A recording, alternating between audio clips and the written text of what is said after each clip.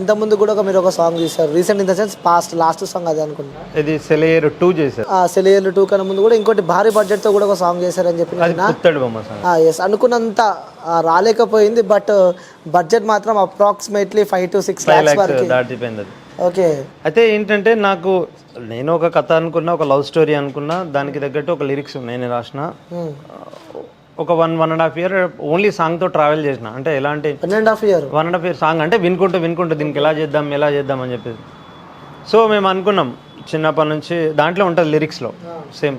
చిన్నప్పటి నుంచి ఒక అమ్మాయిని లవ్ చేసి పెద్దగా అయిన తర్వాత ఆ అమ్మాయి సడన్గా వేరే అబ్బాయిని పెళ్లి చేసుకోవాల్సి వస్తే అసలు ఎందుకు చేసుకోవాల్సి వచ్చింది, దాంట్లో ఇంటెన్షన్ ఏంది అని చెప్పేసి ఒక స్టోరీని క్రియేట్ చేసుకున్నాను నేను దాంట్లో. సో ఆ స్టోరీకి ఒక లొకేషన్ నుంచి మల్టిపుల్ లొకేషన్ అనమాట. ఫస్ట్ ఎంట్రీ ఆ సీన్ ఓపెన్ చేయగానే ఆ పోలీస్ వాళ్ళు నన్ను కొడుతుంటారు అందులో క్యారెక్టర్లో. అక్కడ నుంచి తీసుకెళ్ళి ఒక వాగులో పడేస్తారు. అటు నుంచి ఆ అబ్బాయి ఆ వాగులో కొట్టుకుంటూ వెళ్ళిపోయి ఒక గుడానికి సంబంధించిన దగ్గర దొరుకుతాడు. ఈ ట్రావెలింగ్ సినారీ ఏదైతే ఉందో first police station set. So అక్కడ నుంచి అయిపోయినాక సీన్ కట్ చేస్తే మళ్ళీ ఒక వాగు దగ్గరకు పోవాలి, అక్కడ వాగు లేదు, మళ్ళీ అందులోంచి ఒక సముద్రంలో దొరుకుతాడు. ఆ సముద్రం షూట్ చేయడానికి మళ్ళీ మేము చీరాల వెళ్ళిపోయినాం. ఇదంతా కట్ చేయాలి, ఈ సీన్ మెర్జ్ చేయాలంటే ఇవన్నీ క్లిప్స్ అందులో ఉండాలి. సో అక్కడ నుంచి ఒక గుడెం, అదే ఒక గ్రామానికి, ఒక చిన్న గ్రామాన్ని దొరకడం, ఆ సెట్ వేసినాం అనమాట. జడ్చెల్ల అనే విలేజ్లో ఒక సెట్ వేసినాం.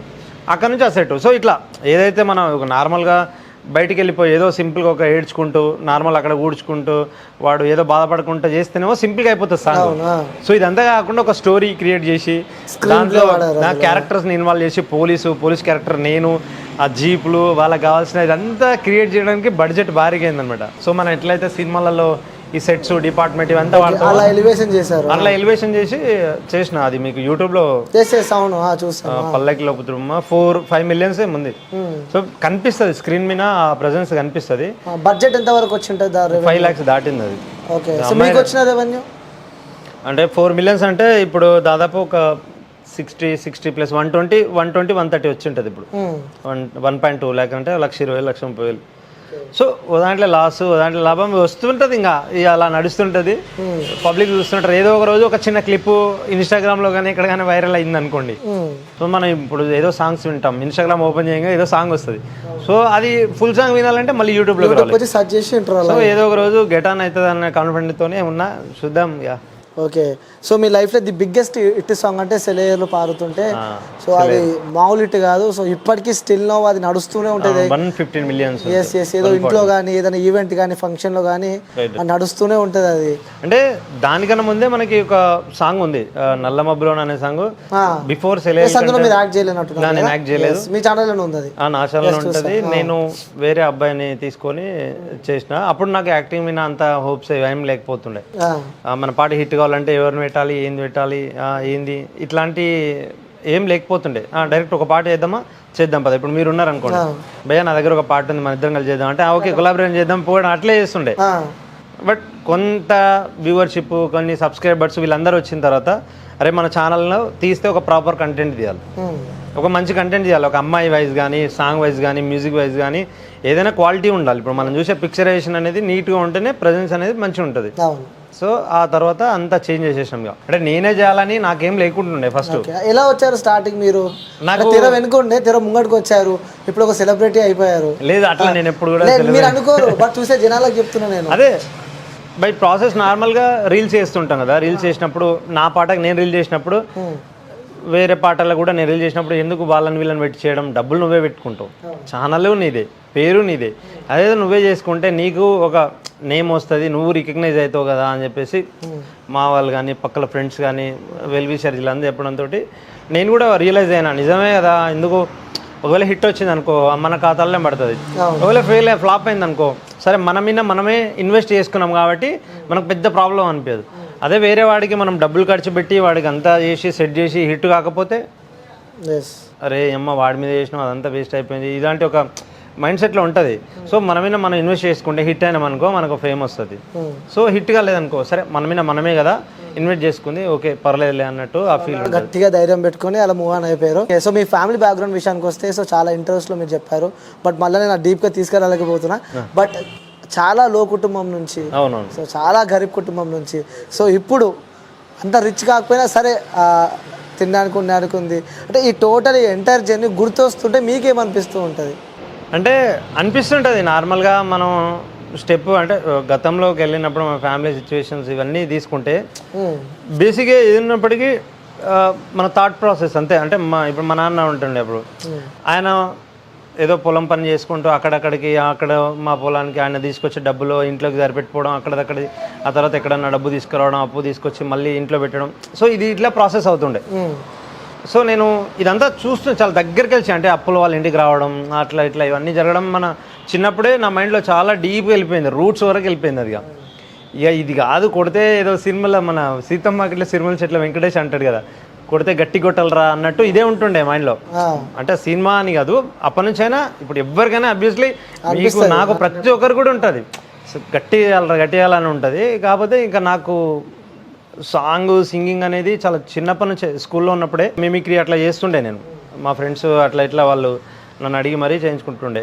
నేను దాన్ని మర్చిపోయాను, అంటే నాకు గుర్తులేదు. కొంచెం ఎదిగే కొద్దీ 10th ఇంటర్మీడియట్ ఆ స్టేజ్కి వచ్చే వరకు నాకు నేను మిమిక్రీ చేస్తా ఇదంతా ఉంది అనేది అది మర్చిపోయి మామూలుగా రోజు స్కూల్కి పోవడం రావడం ఎంజాయ్మెంట్ అదంతా ఉండేది. బట్ ఎప్పుడైతే ఇంటర్మీడియట్ అయిపోయింది, దాని తర్వాత ఒక కంప్యూటర్ స్కిల్స్ దాంట్లో చేయడం, దాని తర్వాత హైదరాబాద్ జాబ్కి వెళ్ళిపోయిన తర్వాత మళ్ళీ విలేజ్కి రావడం, విలేజ్లో ఇట్లా ఇదంతా ప్రాసెస్లో సాంగ్స్ అనేది నాకు యూట్యూబ్ అనేది టచ్ అయింది నాకు. అప్పుడు నేను యూట్యూబ్ స్టార్ట్ చేసినప్పుడు కెరీర్లో free of monetization. So direct ఒక వీడియో షూట్ చేయడం, డైరెక్ట్ డబ్బులు సంపాదించడం అప్పుడు యూట్యూబ్లో స్టార్టింగ్లో, కెరీర్ స్టార్టింగ్లో. సో నాకు ఈ కాపీరైట్ క్లైమ్స్ ఇదంతా తెలియకపోతుండే. క్లైమ్స్ ఇదంతా తెలియదు. డైరెక్ట్ వేరే మ్యూజిక్ తెచ్చి పెట్టడం, అది స్ట్రైక్లు పడి ఛానల్ పోవడం. పోయింది ఛానల్ పోయింది. సో వేరే ఇంటర్వ్యూలు కూడా చెప్పిన నేను దీని గురించి, స్ట్రైక్ అంటే ఛానల్ పోతుంది. అప్పుడు యూట్యూబ్ గురించి తెలుసుకోవడం, ఇక యూట్యూబ్లో మనమే సాంగ్ అప్లోడ్ చేసి ఎట్లా వ్యూస్ వస్తాయి, థంబ్నెయిల్ ఎట్లా పెట్టాలి, ట్యాగ్స్ ఎట్లా పెట్టాలి, ఛానల్ని ఎట్లా మెయింటైన్ చేయాలి, ఇదంతా ఒక పూర్తిగా నాకు ఒక అవగాహన వచ్చేసింది.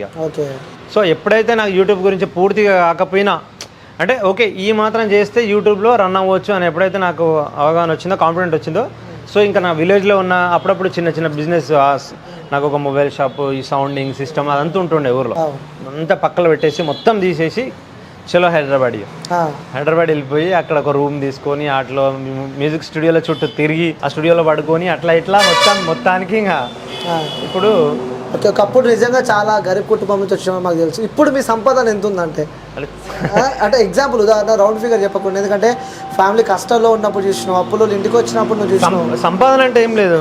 ఇప్పుడు నార్మల్గా నా లైఫ్ స్టైల్ ఎట్లా ఉంది అంటే ఓకే ఇప్పుడు నేను ఏదన్నా నాకు కావాల్సింది నేను అంటే ఏదైనా వాట్ ఎవర్ ఫోన్ కానీ ఏదైనా ఓకే తీసుకోవచ్చు, ఇది నాతో అవుతుంది, ఇది మనతో అవుతుంది, అంత స్టెబిలిటీ అయితే ఉంది నాకు. అదే అప్పులో వస్తారా ఇప్పుడు? అప్పులో ఇంటికి వస్తారా?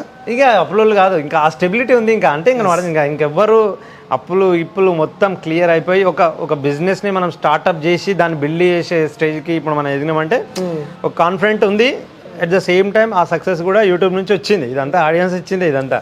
కాకపోతే ఏంటంటే నా పట్టుదల అనేది స్ట్రాంగ్గా ఉందన్నమాట. సో ఇంకొకటి అన్న, ఈ ఫోక్ ఇండస్ట్రీ గురించి మనం మాట్లాడాల్సి వస్తే, సో ఫోక్లో బాగా కమిట్మెంట్స్ ఉంటాయని చెప్పి నేను విన్నాను. అది నాతో వర్క్ చేసిన వాళ్ళ గురించి నాకు తెలుసు, నేను వర్క్ చేసిన వాళ్ళ గురించి నా గురించి వాళ్ళకి తెలుసు.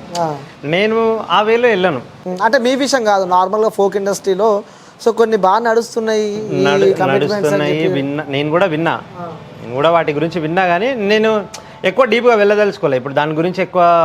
ఇప్పుడు అది ఎందుకంటే వాళ్ళ ఇష్టాలకు సంబంధించిన విషయం. అది వాస్తవానికి మనం చాలా చూస్తున్నాం ఇప్పుడు యూట్యూబ్లో కానీ బయట కానీ. వాళ్ళు ఫస్ట్ ఒకప్పుడు నార్మల్ మంచి ఒక రిలేషన్షిప్, హెల్దీ రిలేషన్ ఉండి తర్వాత ఏదో మిస్కమ్యూనికేషన్స్ వాళ్ళకి వచ్చి దాన్ని తీసుకొచ్చి బయట చేశారు.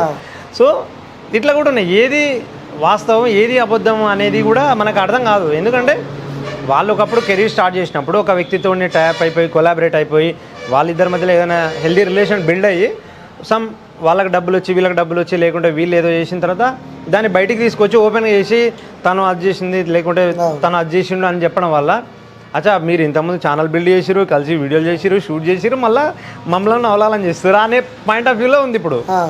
సో ఇదంతా ఇంకా నేను ఇదంతా ఫేక్, ఇదంతా వర్కౌట్ కాదు, ఇదంతా ట్రాష్, ఇదంతా వాళ్ళకి నచ్చితే ఉంటారు, నచ్చకపోతే వాళ్ళే విడిపోయి మళ్ళీ అవతల మీద నెగిటివిటీ స్ప్రెడ్ చేస్తారు. కాబట్టి ఇక వాళ్ళకి ఆ వేళకి వెళ్ళినోడు వాని బాధ పాడేపడతాడు, ఆ వేళకి వెళ్ళకుండా ఉన్నోడు వాళ్ళ లైఫ్ వాళ్ళు లీడ్ చేస్తుంటారు.